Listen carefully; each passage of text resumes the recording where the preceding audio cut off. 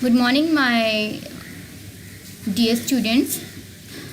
So here today's lecture is beta of your real book together with Essence. This is your real book. Okay. So this is for class 3 subject English reader, chapter number 2, lecture number 2, and your book's name is Essence together with of Essence. And today's topic is lesson 2, the lark's nest, and this is the explanation of the same lesson. Along with this, I have shown you a picture of the front page of your real English book. ये आपका real book का front page है जो मैंने यहाँ पे show किया हुआ है. और बेटा ये जो आपका लेक्चर है वो एक्सप्लेनेशन बेस्ड है. Means as this lesson had already been explained earlier, but today also I will explain this lesson from the very beginning, means from the starting. This is lesson number 1, but we will include it in lesson number 2, chapter number 2, because lesson 1 is your poem and this poem will not be included in lesson. बेटा poem जो है वो आपके इस बार lesson में include नहीं है, वो अलग से गिवन है, लेकिन हम उसको लेसन नंबर 1 इंक्लूड करेंगे और इसको हम lesson number 2 as a consider करेंगे. ओके. सो ये आपका लेसन नंबर 2 है, वो लेसन नंबर 1 था. लेसन 1 थी पोएम आपकी और लेसन 2 है आपका ये रियल इंग्लिश का lesson. And the name of the lesson is the lark's nest. Lark क्या है? Lark is the name of a bird. एक बर्ड का नेम है लार्क. ठीक है, भरत पक्षी बोलते हैं इसको और पक्षी का नेम ही बोल सकते हो आप ये. तो लार्क एक बर्ड का नेम है. ठीक है. तो ये लेसन बेटा मैंने ओनली हाफ एक्सप्लेन किया है, हाफ इसको मैं कल एक्सप्लेन करूँगी. मैंने पूरा लेसन इसलिए एक्सप्लेन नहीं करा ताकि आप कंफ्यूज ना हो, कन्फ्यूज़न ना हो. यहाँ पर कन्फ्यूज़न ना क्रिएट करने के लिए मैंने इसको हाफ ही एक्सप्लेन किया है. तो half part we will cover tomorrow. Okay, let's begin our lesson. Before we begin this lesson, I have to tell to every parent that whenever you send me homework on my mail, means while sending mail, you have to check whether you have mentioned words, your words, roll number, name, class, section, and the date of which you are submitting your homework. Okay. मतलब आपको हर चीज़ सही से mention करनी है उसमें. Name, class, section, roll number. Roll number कोई problem नहीं है, जो लास्ट रोल नंबर था वही आप रोल नंबर मेंशन करोगे, जो लास्ट क्लास में था उसकी कोई प्रॉब्लम नहीं है. तो आपको ये पर्टिकुलर्स बहुत केयरफुली आपको फिल करके देने हैं, क्योंकि कुछ पेरेंट्स मेरे पास ऐसे ही होमवर्क सबमिट कर रहे हैं. मीन्स वर्ड का नेम लिखा, लाइक कोई भी आप नेम ले लो, जैसे शिवानीज होमवर्क डन, आपने लिखा शिवानीज होमवर्क, बस हो गया. तो उसमें आपने कोई name, class, section, roll number कुछ भी एक्सप्लेन नहीं किया. जो अंडरस्टूड है कि क्लास 3 का ही होगा, लेकिन रोल नंबर में ही नहीं है, क्योंकि कुछ बच्चों के रोल नंबर्स मतलब ऐसे होते हैं कि नेम सेम हो. ठीक है, उनका सरनेम पीछे डिफरेंट होते हैं लेकिन नेम सेम हो, तो उसमें भी थोड़ी प्रॉब्लम आ जाती है. तो ये रिक्वेस्ट है सारे पेरेंट्स से मेरी कि प्लीज़ होमवर्क को सेंड करते टाइम ये आप देख लें, उसमें चेक कर लें कि name, class, section, roll number along with date of which homework you are submitting, ये सब चीज़ बहुत अच्छे से मेंशन हो. ठीक है. और वन मोर थिंग कि मैं जो अपलोड करूँगी टेस्ट वो आपको 11 AM to 12 AM ये आपका एक ड्यूरेशन आपको मिलेगा. इस बीच में आपको अपने बच्चे से करवाना है वो टेस्ट, और 12 बजे के तुरंत बाद आप मेरे को वो मेरी मेल पर आप मेरे को सबमिट कर दोगे. मेल पे आप मेरे को सेंड कर दोगे उसकी पिक क्लिक करके. Okay sir, okay ma'am, I think you got it now. So let's begin our lesson. Points need to be covered. ये points हमें cover करने हैं आज. Half explanation, मतलब इस lesson की मैं आज आपको half explanation दूंगी, only half. Underline new words, इसमें कुछ words हैं वो मैंने underline किए हुए हैं, वो words. And last but not the least, always the lecture ends up with homework, और आपको homework मिलेगा बच्चों. Okay my dear students, so these point we will cover today. Half explanation होगी. अंडरलाइन न्यू वर्ड्स, कुछ word मैंने underline किए हैं वो आपको उनके मीनिंग भी सुनने हैं मुझसे, और होमवर्क, और लास्ट में आपको इसका होमवर्क मिलेगा। ये देखो बेटा, the lark and her young young ones. ये जो पिक्चर है मैंने शो की हुई है कि इसमें एक लार्क है और उसके 2 बेबी भी हैं। Baby lark 1 and baby lark 2। Okay, mother को मदर लार्क बोलेंगे हम। फार्मर भी है और फार्मर के 2 सन्स भी हैं। तो इसमें कितने सारे कैरेक्टर्स हैं वो हम आगे देखते हैं, लेक्चर इसमें आगे वाले स्लाइड में देखते हैं।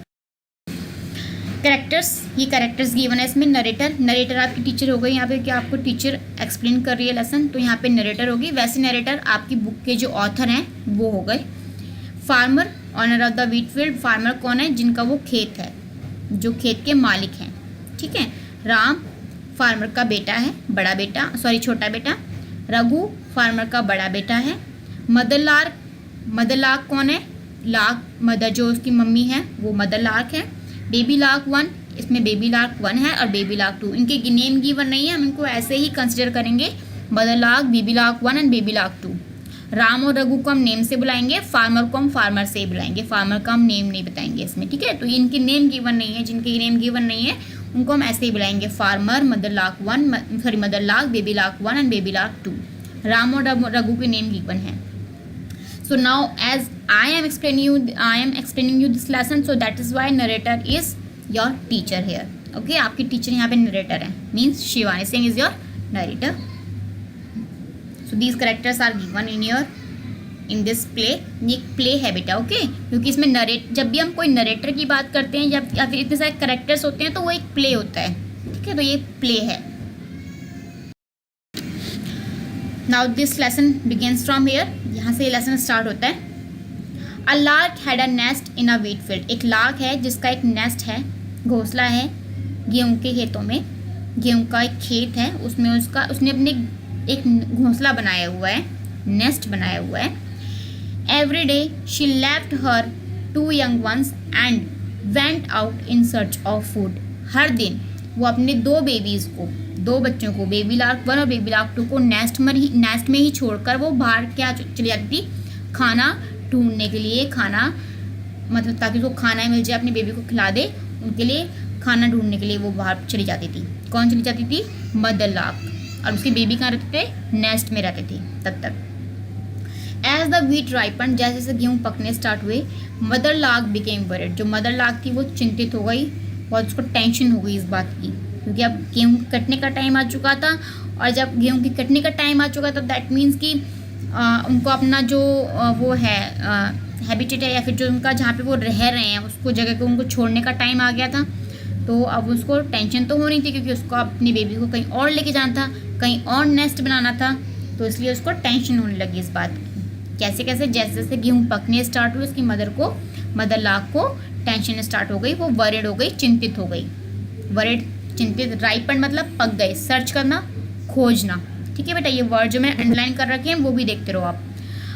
अब मदर लार्क, यहाँ से मदर लार्क हमने ऐसे मैंने येलो में इसलिए डाला है क्योंकि मदर लार्क आप बोलती है यहाँ पे मदर लार्क का मतलब जो करेक्टर है वो यहाँ पे शो हो रहा है कि मदर लार्क क्या बोलती है। अब द व्हीट इज़ राइपनिंग, जो गेहूँ है वो पक रहे हैं। वेरी सून, बहुत जल्द ही। The farmer will be here, जो फार्मर है वो यहाँ पे आ जाएगा।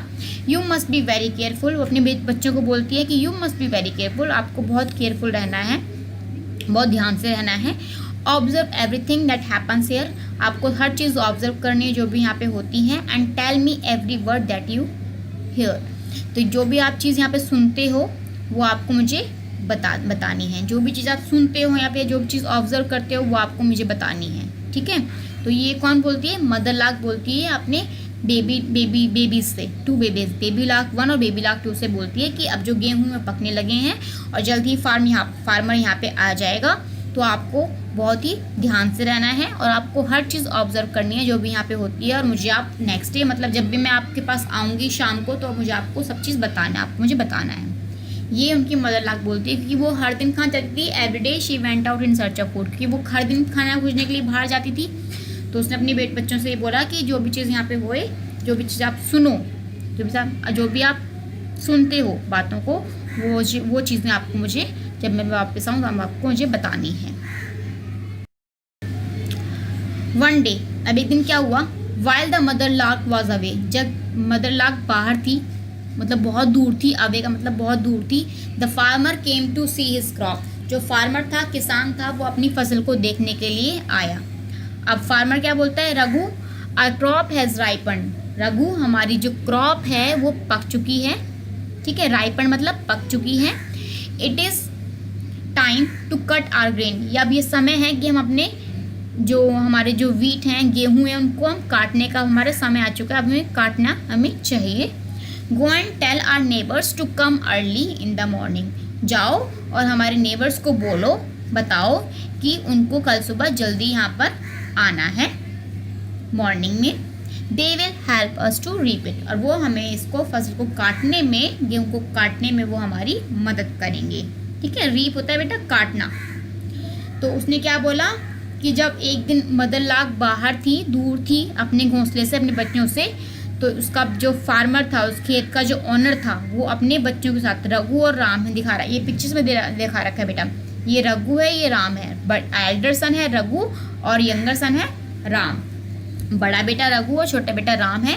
तो उससे बोलते हैं कि चलो हम अपने खेतों को देख के आते हैं, आज गेहूँ को देख के आते हैं, गेहूँ पके हैं या नहीं पके। तो अपने बच्चों के साथ में जाता है गेहूँ देखने के लिए। तो फार्मर क्या बोलता है अपने बड़े बेटे से, रघु से, आवर क्रॉप हैज़ राइपन, हमारी जो क्रॉप है, हमारी जो फसल है वो पक चुकी है। It is time to cut a grain, ये अब समय आ चुका है कि हम अपने फसल को काटें, ग्रेन को, गेहूँ को काटें। Go and tell our neighbour to come, हम जाओ और हमारे नेबर्स को बताओ कि उनको कल सुबह मॉर्निंग में जल्दी यहाँ पे आना है। They will help us to reap it, वो हमारी इसको मदद करेंगे काटने में फसल को। रघु, यस फादर, रघु क्या बोलता है, ठीक है पापा।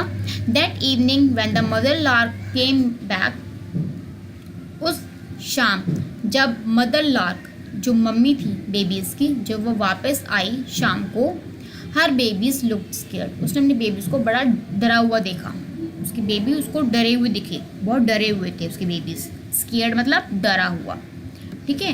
तो जब वो वापस आई मदर लार्क उस शाम को, तो उसने अपने बेबीज़ को जब देखा तो बेबीज़ क्या थे, बहुत ज़्यादा डरे हुए थे।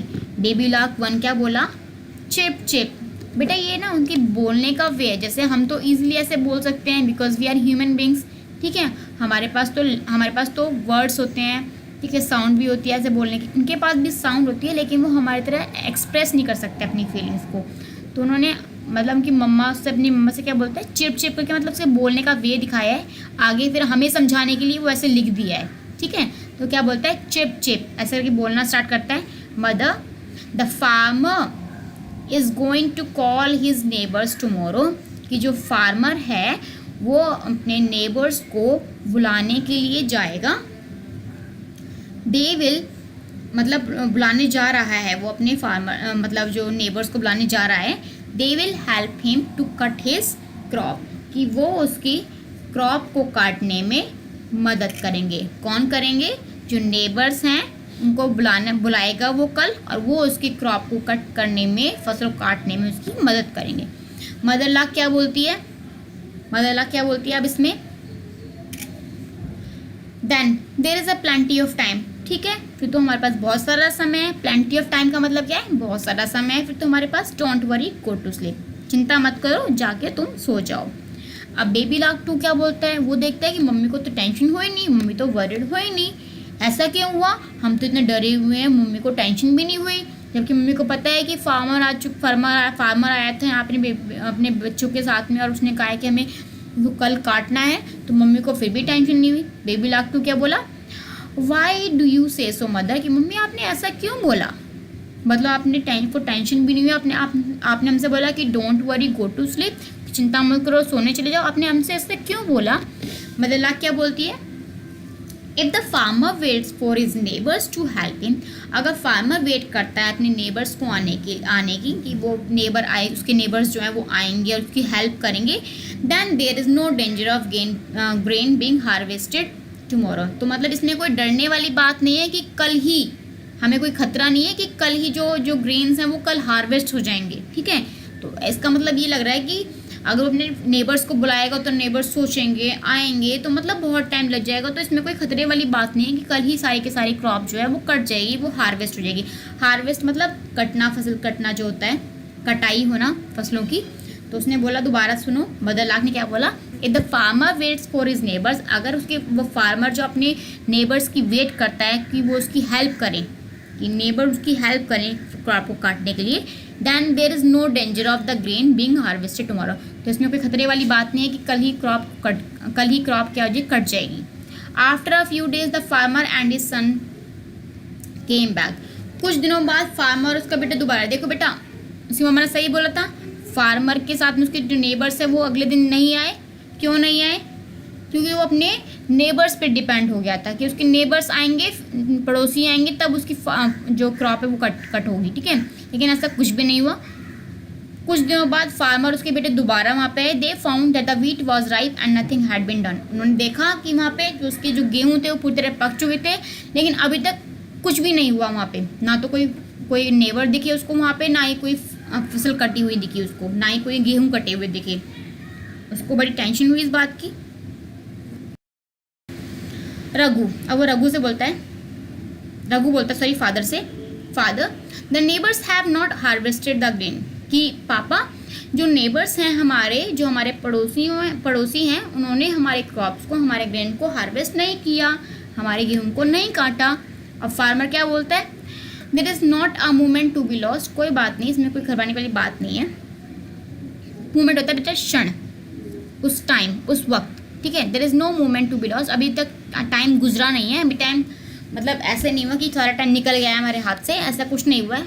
अभी हमें कोई भी, हमारा कुछ टाइम बचा हुआ है, ठीक है। We can't depend on our neighbours, अब हम अपने नेबर्स पे डिपेंड नहीं हो सकते। डिपेंड मतलब निर्भर, दूसरों की हेल्प के लिए हम निर्भर रहते हैं ना, कि वो हमारी हेल्प करेंगे तो हम अपना काम करेंगे, मम्मी हमारी हेल्प करेंगी तो मैं अपना होमवर्क करूँगा, जैसे हम दूसरों के ऊपर निर्भर होते हैं। तो उसने बोला we can't depend on our neighbours, कि हम अपने नेबर्स पे डिपेंड नहीं हो सकते, अपने पड़ोसियों पर निर्भर नहीं हो सकते। राम, अब उसने राम से बोला अपने छोटे बेटे से, we must call in all our relatives, हमें अपने रिलेटिव्स को, रिश्तेदारों को बुलाना चाहिए यहाँ पे।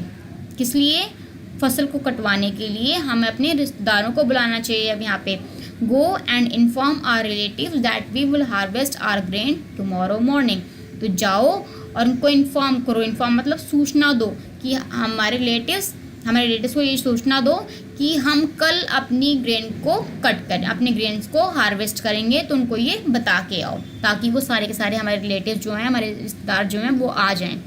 ये तो वही वाली बात नहीं हो गई कि मम्मा आपने अपनी मम्मा से बोला मुझे होमवर्क करना है, ठीक है, पहले मम्मा की हेल्प ली, मम्मा बिजी हैं, मम्मा हेल्प नहीं कर पाई, फिर आपने सोचा चलो कोई बात नहीं, मैं अपनी चाची जी को बुला लेता हूँ, या चाचा जी को बुला लेता हूँ, या फिर अंकल को बुला लेता हूँ, या फिर आंट को बुला लेता हूँ, किसी भी आंट को, ठीक है, उनको बुला लेता हूँ, वो मेरी हेल्प करेंगे। जब बेटा आप खुद ही अपनी हेल्प नहीं कर रहे तो क्या वो दूसरे आपकी हेल्प करेंगे आके? मम्मा आप अपने काम में बिजी हैं, तो मम्मा तो अपना काम करने के बाद में आपके पास आएंगे ना हेल्प करने के लिए। तो ऐसे ही फार्मर था, उसने सोचा कि कोई बात नहीं, अब नेबर्स नहीं आए तो कोई बात नहीं, अब रिश्तेदारों को बुला लेते हैं। अब रिश्तेदार आ जाएंगे हमारे हेल्प करने के लिए, हमारे रिलेटिव्स आ जाएंगे हमारी हेल्प करने के लिए। तो राम ने क्या बोला, ओके पापा, यस फादर। दैट इवनिंग, अब उस शाम क्या हुआ, बेबी लार्क वन बहुत डरा हुआ था। अब उस शाम उसने ये सारी बात सुन ली, बेबी ने सुन ली बात ये। अब उनकी जब मम्मा शाम को वापस आई तो वो बहुत डरा हुआ था। मम्मा से बोला वी आर इन डेंजर मम्मा, मतलब कि मम्मी हम डेंजर में, हम खतरे में हैं। Tomorrow the farmer will call his relatives to harvest the grain, कि कल जो फार्मर है वो अपने रिलेटिव्स के साथ में, रिश्तेदारों के साथ में आएगा ग्रेन को कट करने के लिए, काटने के लिए, फसल काटने के लिए, गेहूँ काटने के लिए। मदर लाक क्या बोली, don't let it frighten you, don't worry my dear, तुम इसे डरो मत, तुम्हें डरने की ज़रूरत नहीं है। You will be safe tomorrow, कल भी तुम सेफ रहोगे, कल भी तुम्हें टेंशन, मतलब कल भी तुम्हें कोई खतरा नहीं होगा, कल भी तुम सेफ ही रहोगे, जैसे पहले सेफ थे अब ऐसे कल भी तुम सेफ ही रहोगे। बेबी लार्क टू बोला how can you be so sure mother, कि आप इतना श्योर कैसे हो सकते हो मम्मा। अब बेटा इसका ये हमने हाफ लेसन कवर कर लिया है, हाफ हम कल कवर करेंगे। अब देखते हैं आगे क्या होता है, वो चीज़ हम कल पढ़ेंगे। Okay, so now this is homework time. Right the meaning of these words given below, इनके आपको मीनिंग लिखने हैं। Movement, harvest, scared, relatives, neighbours and right, इनके आपको मीनिंग लिखने हैं, ठीक है। और ये मीनिंग आप हिंदी में लिख सकते हो, इंग्लिश में भी लिख सकते हो। मैं आपकी वैसे ही इनकी मीनिंग में हिंदी में दूंगी आपको, तो आपको देख लेना, अगर आप लिख सकते हो तो ठीक है, अदरवाइज़ मैं आपकी कल हेल्प कर दूँगी। बट आप पहले अपने आप ट्राई करना, ठीक है। पहले आप ये वीडियो दोबारा देखना, क्योंकि मैंने इसमें सारे इनके जो मीनिंग्स हैं बताए हैं। अगर फिर भी आपको कोई प्रॉब्लम आती है तो मैं आपको कल बताऊँगी, ठीक है बेटा। तो ये होमवर्क है आपका, और आई होप जितना मैंने आपको लेसन पढ़ाया है, जितना मैंने एक्सप्लेन करा है, वो सारी चीज़ें आपको समझ में आ गई होंगी। और जो हाफ लेसन है वो हम कल कवर करेंगे। अब आगे क्या होता है, उस शाम को जब वो उसकी मम्मा को बोलता है ना कि मम्मी आप इतने श्योर कैसे हो सकती हो, कि उसने पहले अपने रिलेटिव्स, अपने नेबर्स को बुलाया, नेबर्स नहीं आए, रिलेटिव्स को बुलाया, रिलेटिव्स भी देखते हैं आते हैं नहीं आते हैं, ठीक है। तो ये हम देखते हैं कि वो रिलेटिव्स आएंगे या नहीं आएंगे, या फिर जो फार्मर है अपने दोनों बेटों के साथ खुद ही काम करेगा, ठीक है। ये चीज़ हम कल देखेंगे अब। ओके बेटा, थैंक यू सो मच। और पेरेंट्स से मेरी हम्बल रिक्वेस्ट है, प्लीज़ आप name, class, section, roll number along with its date on which you are submitting a homework, means जो भी आप जिस भी डेट का आप होमवर्क सबमिट कर रहे हो वो डेट मेंशन करना ना भूलें, ठीक है। Thank you so much.